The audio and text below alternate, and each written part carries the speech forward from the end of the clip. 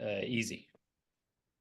Teammates, we are back once again. If this is your first time listening to the Move Swiftly podcast, welcome to the #1 podcast on innovative teamwork. Great to have you. Shout out again to podmatch.com for taking all the logistical work out of me finding guests, and it just allows me to connect with some incredible people. To my regular listeners, you already know what I'm about, Mr. ABC, always be connecting and always being coached as well. All right, I just invented that one on the spot, but for those of you who don't know, for my regular listeners, you know I've been coached by part of a group coaching program by the name of Work on Your Game University. The previous guest, his name is Dre Baldwin, who hosts it. And we had a coaching call a couple of weeks back, and he had recommended the book Profit First. And I started listening to it on Audible and things like that. And as you guys know, I joined the Pod Match community, and one of the people that I match with, his name is Brandon Neely, and he's actually, do you call yourself, is it a Profit First coach or a Profit First, like, what's the actual title?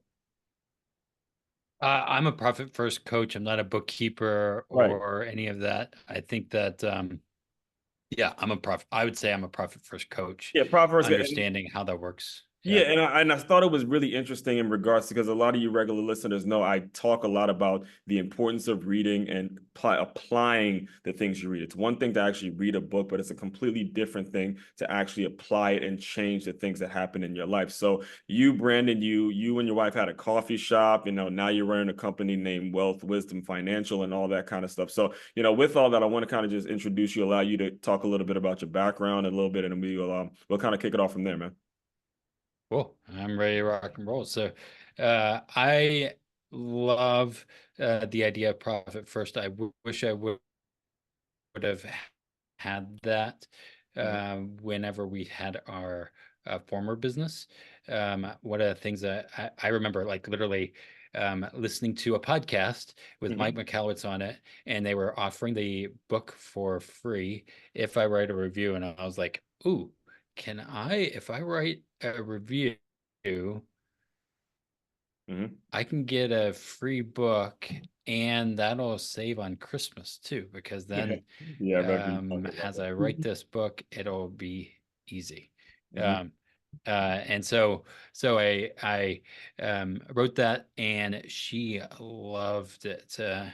I'm gonna get the copy actually in Mhm. just a second, but um, so we got the book, and we were like, man, I thought we were doing good in the business. I thought we were doing okay.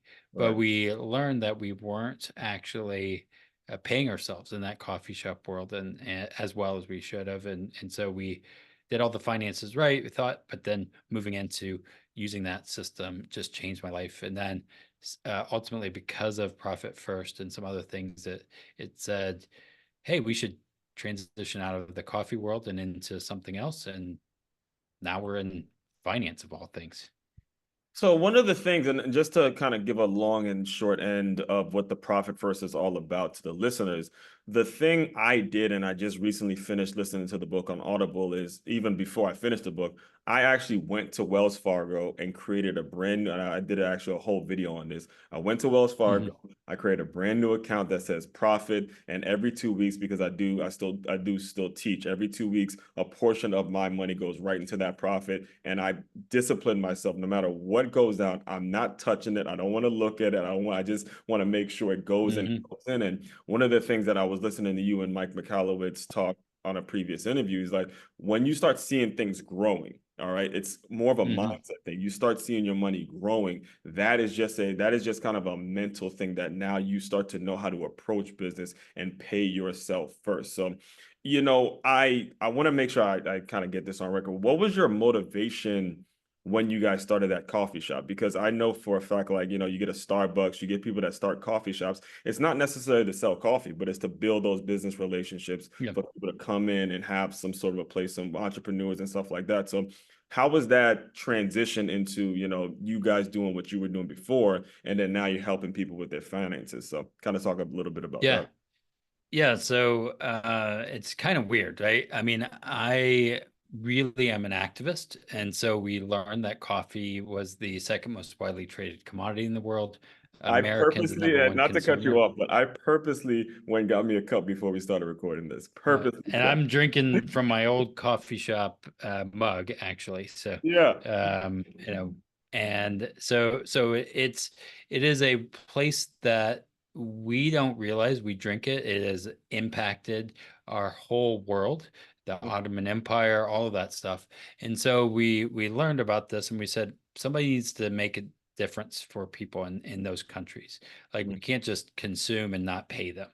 And Yeah. so Wow. Overflow came out of ethical economics and community building, right? And so building community with Mhm. entrepreneurships in the south side of Chicago was the goal, and ethical economics. And Mhm. our business name was called Overflow at the time. Still around, I just don't own it. Mhm. But what I learned is is Overflow is about this idea of um, MLK says a threat to justice anywhere or injustice anywhere is a threat to justice Everywhere. everywhere. Yeah. Right. And we were like, well, couldn't you flip it and say positive things happening to you can impact the world, right? Yes. And around. But what Yeah, I great learned connection. was A great connection. ripple effect, right? Yeah. Um, but what I learned is that I can't help more people if I'm not taking care of me, both physically, mentally, spiritually, all Mhm. of those areas, right? Mhm. And so Profit First gave me the as an activist where like, oh well, I can take one for the That team. I was can what you keep guys were. taking one Yeah, for the you team. guys were originally had that Yeah. mindset of helping. So I didn't even realize this was South Side Chicago you guys were in. So Hmm. that's awesome too. Yeah. So we were like, oh man, as business owners and entrepreneurs, you know this. Hmm. Everybody says, "Well, no, it's okay, but you love it. That's why you do it. That's, Yeah. it's okay." And so our Hmm. staff would get paid more than us, right? And so we Really? learned over time, hey, we need to make sure that it flows to us first, and so Profit First gave us the okay to be Hmm. profitable. As an activist, sometimes you're like, oh yeah, but it feels slimy to make money. It Hmm. feels like I'm going to be that guy over there, which I don't want to be. Hmm. I don't want to be just showing my Instagram um, Ferrari or whatever Conceded, that I yeah. really don't A lot, have. and actually, I Mhm. do kind of reference that in my first book, Swiftly, is when you have the skill and when you have, like when you want to work, because I believe you, Mhm. the number out there was like most of the people out there just want a job and want to be told what to do. They don't necessarily want to come off as conceited. They don't want to do necessarily anything that's going to mess up that regular check, that comfortable job. That's the Mhm. mindset that the school teaches, So the Yep. Yep. majority of people don't want to be on Instagram with Ferraris and all that. They just, hey, I want to get my check. I want to make sure we're good and not be Mhm. conceited. So that, like you said, Profit First kind of it debunks that myth a little bit because Yep. of, I guess, the abruptness in it. Pay yourself first, and then you're helping people. And I didn't mean to cut you off, but Yeah. that where you're going is a very important aspect. And I want you listeners to make sure you tune in very, very closely as he continues to explain how paying yourself first is actually a little more selfless than selfish. Mhm. The opposite Well, way and the school thinks is make you selfish, but it's a paying yourself first that is actually selfless. So go ahead. yeah, and then there's a guy, A.G. Gaston. I don't know if you're familiar with the civil rights movement, but A.G. I don't know Gaston, before my uh, he said, and I learned this when I was in Montgomery, Alabama recently. He said a Mhm. portion of all you earn is for you to keep. A part of all, I was like, man, this guy helped fund. He created um, Booker T. Washington Insurance or something like that. Mhm. And I was like, holy crap, this is something I learned. And I was like, that's Profit First before Mike Oh, McAllowitz yeah, came before he along. was even born, probably. Yeah, yeah. And I was like, and that funded MLK and all kinds of craziness because this guy learned how banking worked, and he was, learning to keep a portion for himself, right? Not just, and the problem in our world is banks know how to confiscate our money. They'll say, "Oh, you can get this 20% interest," um, I and just said and that. They'll right, throw that line in at 20% interest, right? Yeah. And then we don't even think about it, but we got that car, right? And so what I love about Profit First is it's a cash flow management system. It does not solve, you got to still make money. You got to have a profitable business, Yeah. right? But you can then leverage and use it because you have the various accounts. Hmm. And that's going to tell you if you have your first, oh, of course, owner's pay. Hmm. Then you have your tax hold account. I mean, I'm serious. This is insane. How many business owners forget that they owe taxes? And then they're like, oh, I didn't know that. I'm like, how do you not know that that wasn't your money? Now, what you do with it, that's a different story. And I have a whole nother thing that I think about, like where I put my tax hold money in. It's a different kind of bank. Um, and then OpEx, Topic. right? And then profit, Yeah. right? And I was just talking to a friend the other day, and she's like, "Yeah, I'm doing very well, but Mhm. I need I it's just me." And I said, if you put money into an account and that OpEx account, and you keep running a good business, Mhm. well, then guess what happens? Your OpEx is going to grow as much as your profit is going to grow, and then Exactly. that's going to tell you, guess what? I need a staff person. Right. And it's actually selfish, in my opinion, Right. to not grow in revenue and to build an organization that can create jobs. Like for us as business owners, man, I get the opportunity to help more than just my son's Christmas, but other kids' Christmas Yeah. because of that. Yeah, that responsibility is something that I think it's so very important for business owners to understand because like you had mentioned before we started recording, I spent time as a boxing trainer and this company Mhm. Nine Round, it's a franchise and this specific owner, I would say it all the time. If the franchise owners watched him on a daily basis, they would Mhm. have figured out a way to kick him out because he wasn't making the sales calls. He had, a full team and we were depending on him to get paid, but he was not the kind of guy that was actually going out making calls and doing the things that were going to lead to profit. We're just depending on the door, we're depending on the people that are already coming in and things like that. So when it comes to the way you sort of serve business owners now, how do you get them to understand that, get them to see, hey, look, I get that that's not your personality, or I get you may not be the guy that, but you got people that are depending on you. You got people that are living in their truth and Yep. they're very passionate about their job that you've created. How do you get them to see, look, this is your responsibility now? This is Yeah. actually your real job is to make it so you keep these jobs available for people. That business, that gym is no longer in business now. Yeah. They Yeah. permanently closed. And I wasn't surprised when I heard about it. It was one of those things where, again, it's a business owner who's not taking the aspect of you're a job creator now. You're not taking that Yeah. aspect seriously at all. So, to that you say, Yeah. I think that's the hardest part is we will say, I'm good at making widgets yeah. or sales or boxing, right? So I do my thing and we don't understand how to read a P&L statement. We don't understand or have the team in place to help you. And I think that that's a challenge in business ownership. A lot of them know how to hustle and grind, but Mhm. they don't know how to make sure they both make and keep money. Making is easy. Sometimes, some people are it's harder for them to make and they can Right. keep it, but it's a dance, right?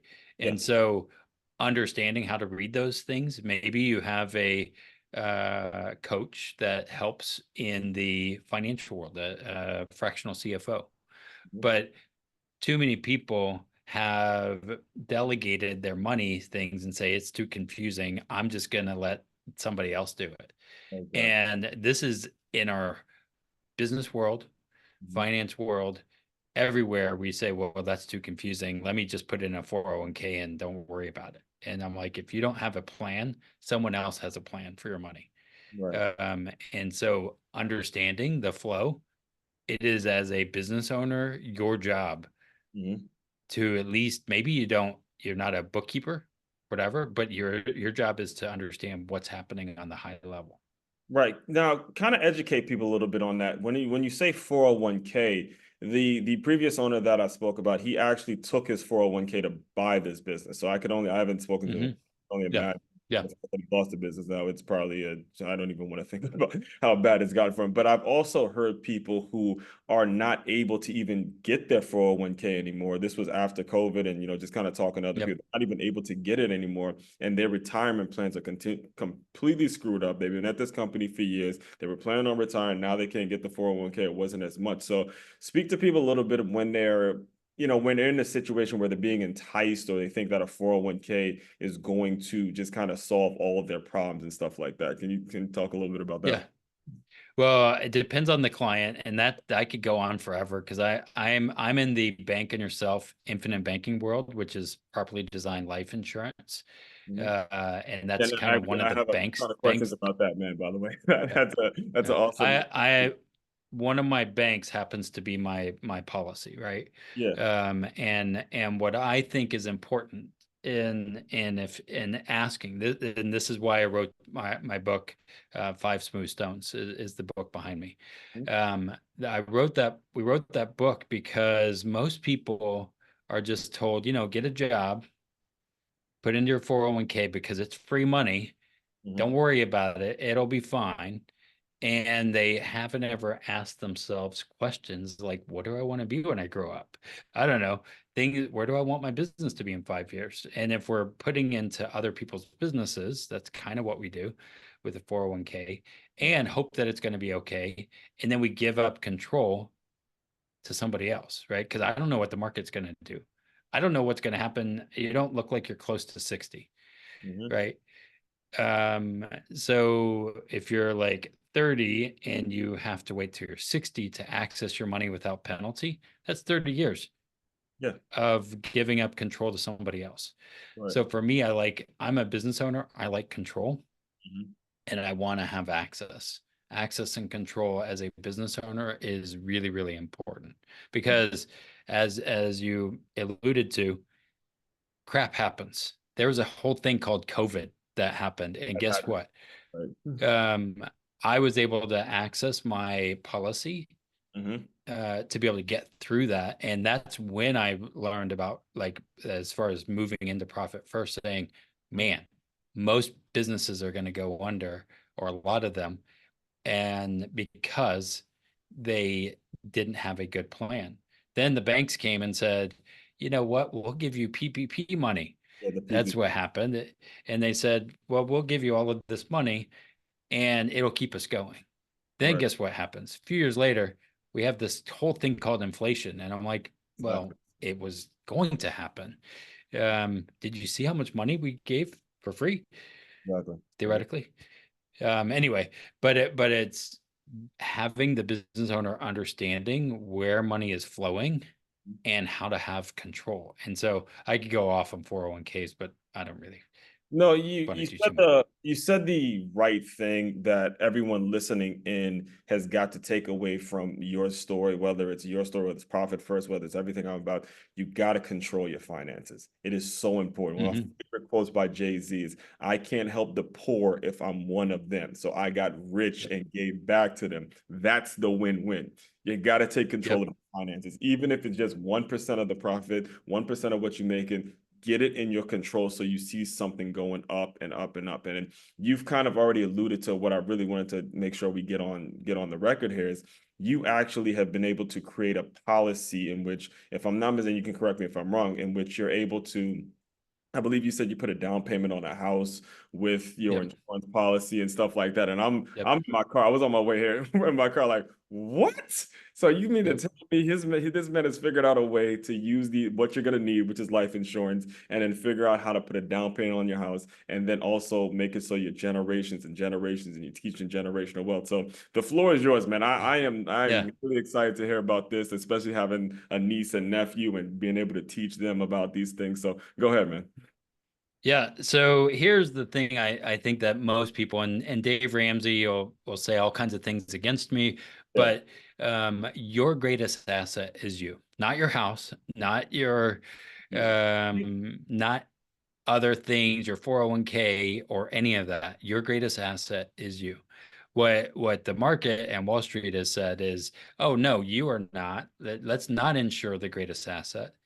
Let's do something else. So if it was a cash machine, if you had a cash machine in your bedroom that is producing money, you would insure that thing, right?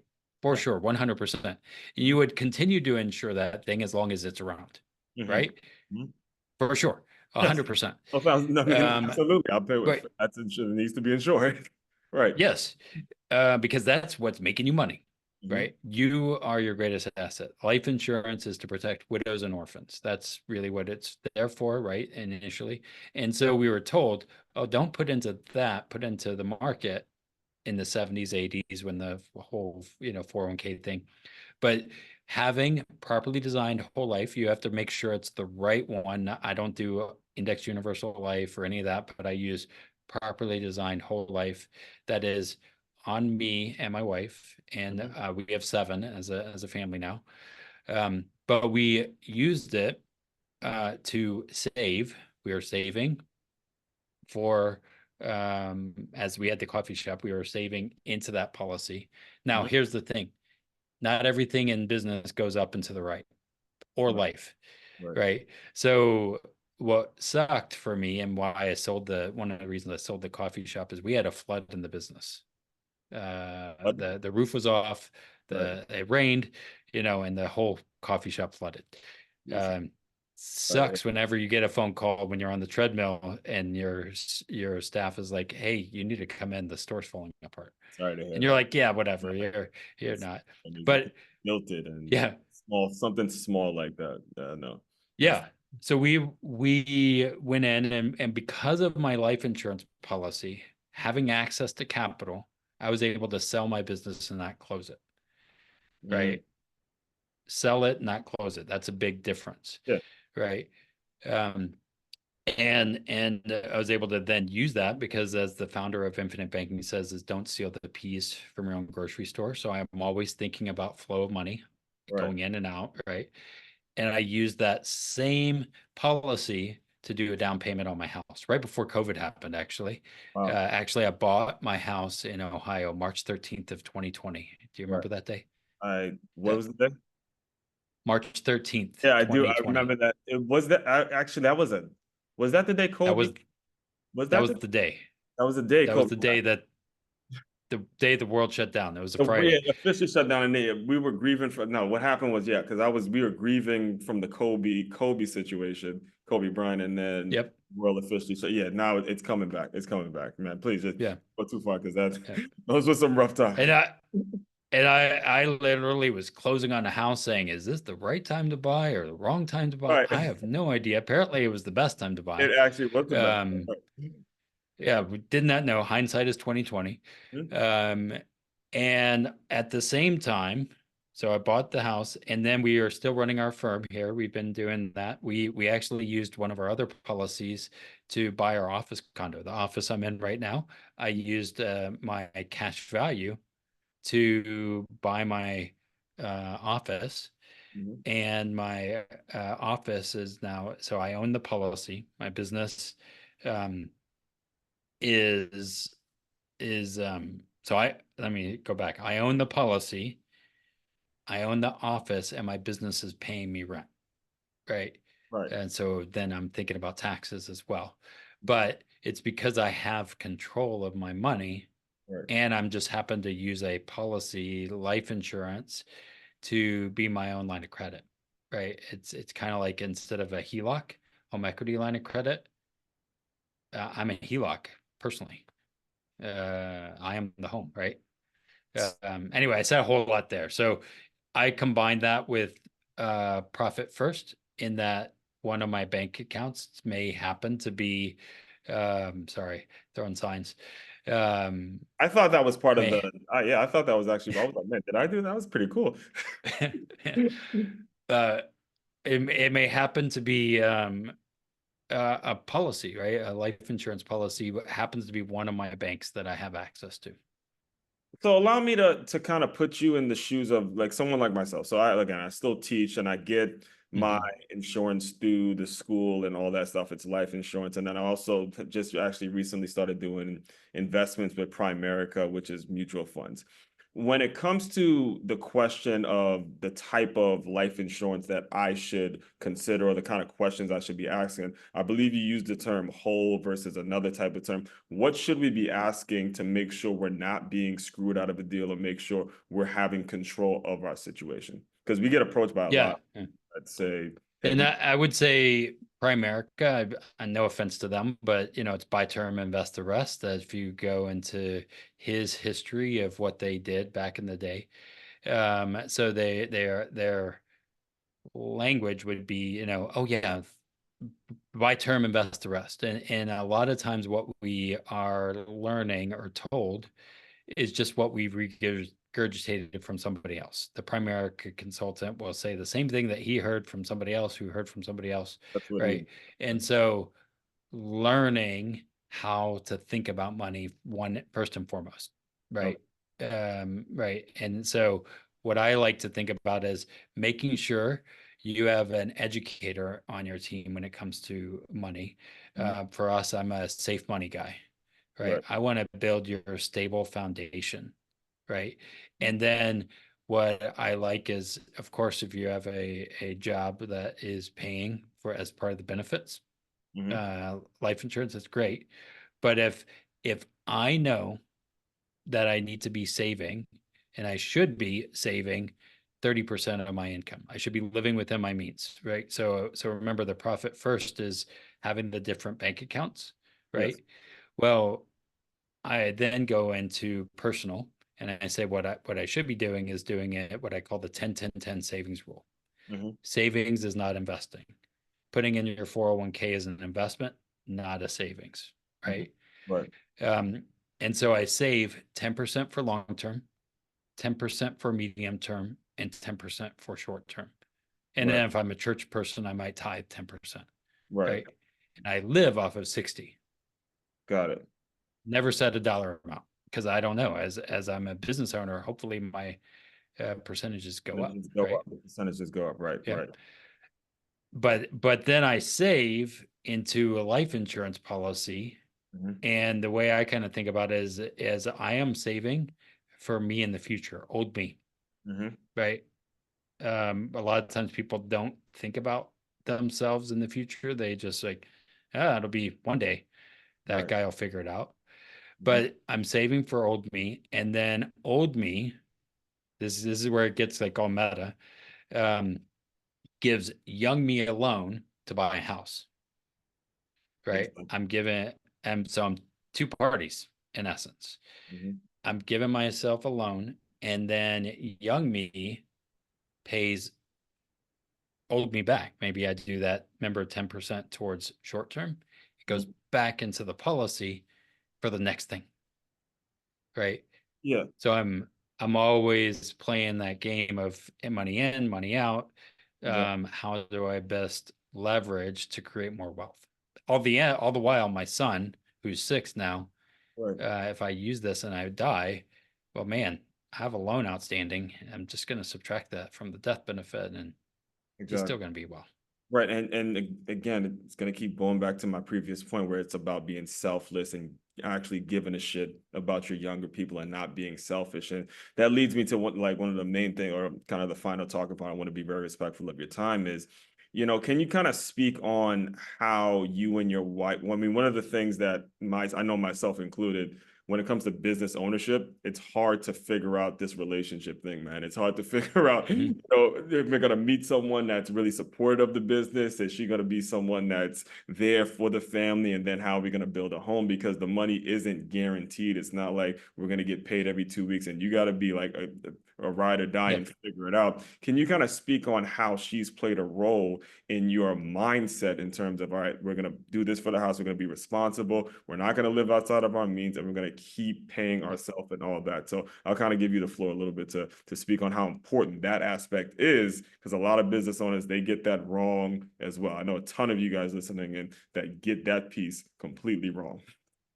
Yeah. Well, I think first thing is, are you married now, or No, I am any not married. kids? I am No. not married. No kids. Yeah. No, I am free. And So if I were if to I tell, talk to my mom all the time about it. Like the kind of people I have on my show, it's making me ask certain questions to potential suitors yep. that I'm like, oof. Yep. this dude is different.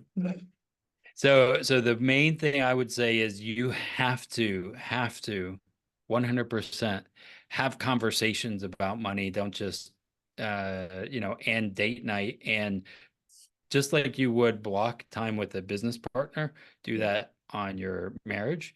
And we have regular practices. Our book, Five Smooth Stones, as we wrote that, it is moving from chaos, which is confusion, haphazard, anxious, overwhelming, and stressful, to what we've done in our regular money meetings as business partners. And we work together. We've been doing this together for a long time, but it's setting your sights, tracking your in and out, Mhm. inspecting your progress, looking for 1%, and live deliberately.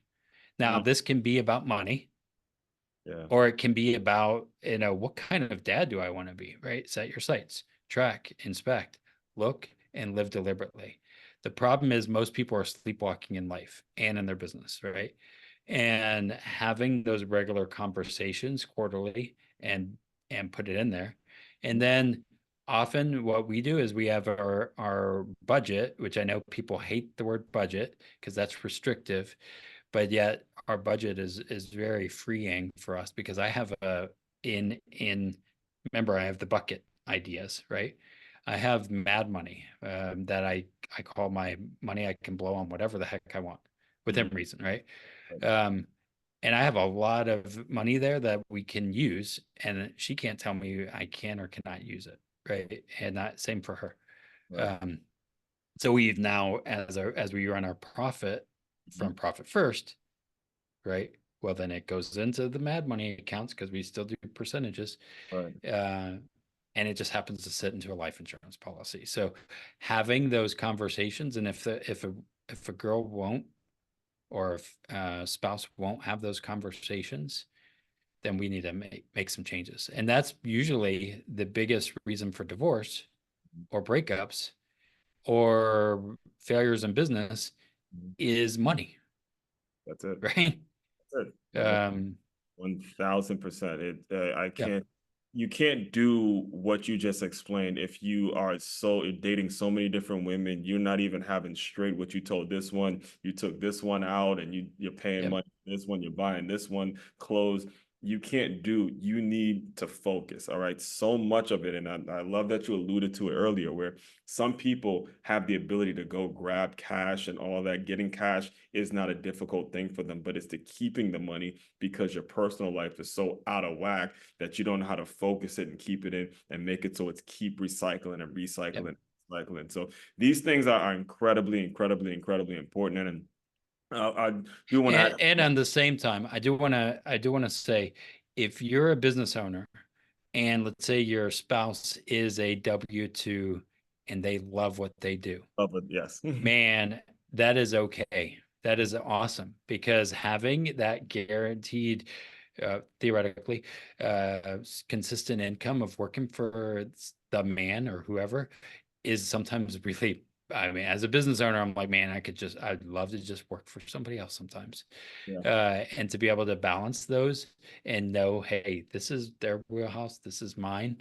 But having those conversations is powerful. Yeah, my mother, and I don't know if she's gonna be mad at me for saying this on camera, but she's worked for the post office for years and the transportation department. And there was a conversation that I was having with her. My dad runs his own business, so I kind of saw both sides, but she was telling Yep. me, look, without my check, the mortgage don't get paid. Yeah. Yep. You don't know these things because they don't, as parents, they try to keep the kids away from that. But so without that check from the post office, the mortgage doesn't get paid. You don't have this nice house to live in. Yep. And I'll always be appreciative of the people if you actually do love what you do, you find your situation, don't turn down that job. Don't just do it just to call yourself a business owner because that can be a very slippery, Mhm. as you guys said, and especially you regular listeners with the amount of people and amount of things that I've talked about on this very show. So can you just Yep. kind of speak on what's next? How can people get in touch with you? What are some of the things you can come see in down the pipeline and all Yeah. that? So I'll give you Yeah. that. So of course we have our book and our community, which you should totally join. Yes, I am. It is a I am. it's a free resource where we just try and educate Mhm. people. The problem, and this is the thing I think that is very in high demand here and in our world, is no one knows how to think. Very true. Right. And there's a book um, called The Road Less Stupid. Right. We just kind of listen to everybody else, and we literally don't have thinking time. So think about your money. Buy like the Five Smooth Stones that we wrote. That is a book that is an interactive money journal. It is not a consume book, but it's a interactive book. Same Right. with Profit First. You could read it, but if you don't implement it, it doesn't matter. It's just another dusty book on the shelf, right? Now you Um, listened to it on Audible too, though, didn't you? oh yeah, I listened to it on Audible. It's like I he got it was. right here. It This is felt the like original. it was a conversation. The way he was like reading it, it felt like Yeah. actually in my car talking to me because of the way he actually read it. Well, and Mike is hilarious, right? Yeah, I was cracking up. And he's very open and transparent, and he's had some failures. Hmm. Um, and I think that and Ron is his back end that you don't know. Hmm. Ron makes it all happen, right? And you're like, oh, I didn't even know who Ron is, but Nice. like, it's kind of like the rocket fuel idea. There's the outward person, and then there's the integrator, Okay. right? And I'm like that, there's those things happening. Okay. But my thoughts on everybody is find people that are going to help you. I'm a safe money guy. I know what I do here and understanding how business works. So having a life insurance policy makes sense along with Profit First. And we have quests and community things in our group to help specific. But having those people in place to help you reach your goals is super important. You are not on your own. Is I think about this as you're a coach for Mhm. boxing, right? Yeah. Um, seriously, like you might not be in the ring, but you're helping them say, hey, you're doing the stupid, Hmm. um, Yeah. right? And you probably said that a few times to a few Quite a people. few. Hey, I mean, well, honestly, yeah, there was some situations where women were in domestic abusive, like physical relationships, and just yeah, learning the put the gloves on, it gives them that peace of mind because they're not, yeah, just seeing the guy, their confidence wasn't there. So that's yeah, when the job got really serious, is when women started opening up to me with their domestics or their in-home situations. It's like, shit, I didn't even realize that was yeah. helping you with. Yeah. Well, and then here's the thing I think about from a financial standpoint, Mhm. and I will go into some of this, and this is if you're in an abusive situation, um, you know, see a counselor or whatever, but Mhm. is I think our financial system is almost like an abusive situation. We don't Very. even realize it. We're told, don't worry about it. It'll be fine. It'll bounce back. They didn't mean it. Just wait 10 years. And I'm like, if you were in a relationship like Yeah, that, made that they connection. would say something else, Wow. right? Very. But yet we're told every day, don't worry about it. It'll be fine. They didn't mean it. And I'm like, that, no wonder we're all jacked up. Yeah.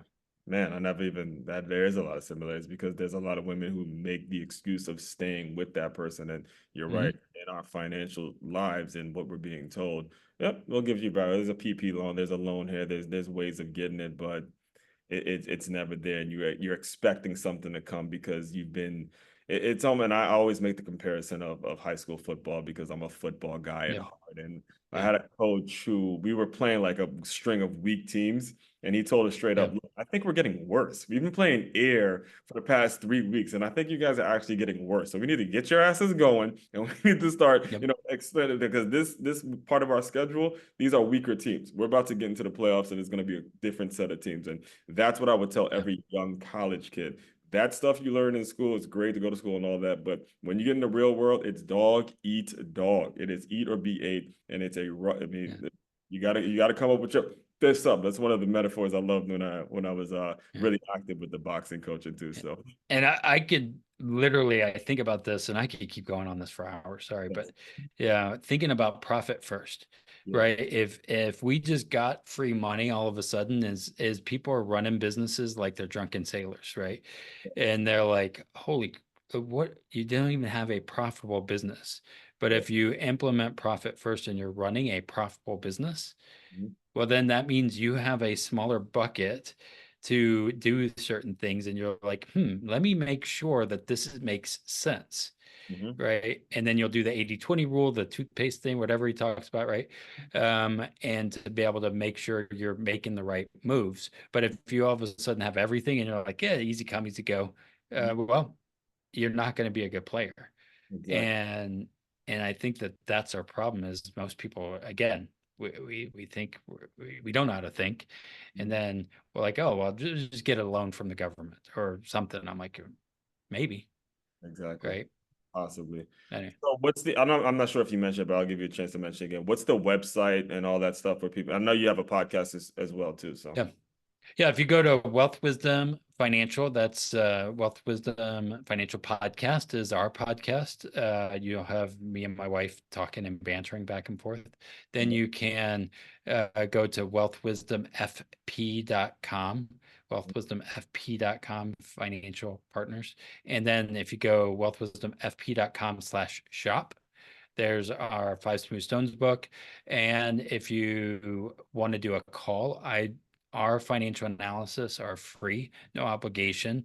We do a full deep dive into your maybe business and personal Mhm. and really figure out, hey, how can what we do with whether it's profit first or the banking yourself concept, how can we implement that to help you bob and weave in both your life and business. I like That's the kind of what I'm connection. I thinking like about. the So, connection, my man. I like that. Bob and weave through your business. All right, you got me thinking about those boxing clients, man.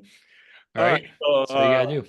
yeah, the final thing I do to close out all the shows, Brandon, is I want you to use your imagination a little bit. You are, like you said, you're on the treadmill, you're getting those endorphins going. You get a call that your coffee shop has a leak in the roof or whatever, and you have to make some hard decisions. So pretend that that version of Brandon has come into the Zoom room.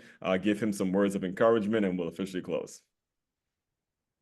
Oh man, I tell him get out because I at that point I did not know I was pregnant or not. My wife was pregnant, Yeah. and some other things is learn everything you can um, and step into who you are. And my old business name after I sold the coffee shop was Grandma's Wealth Wisdom.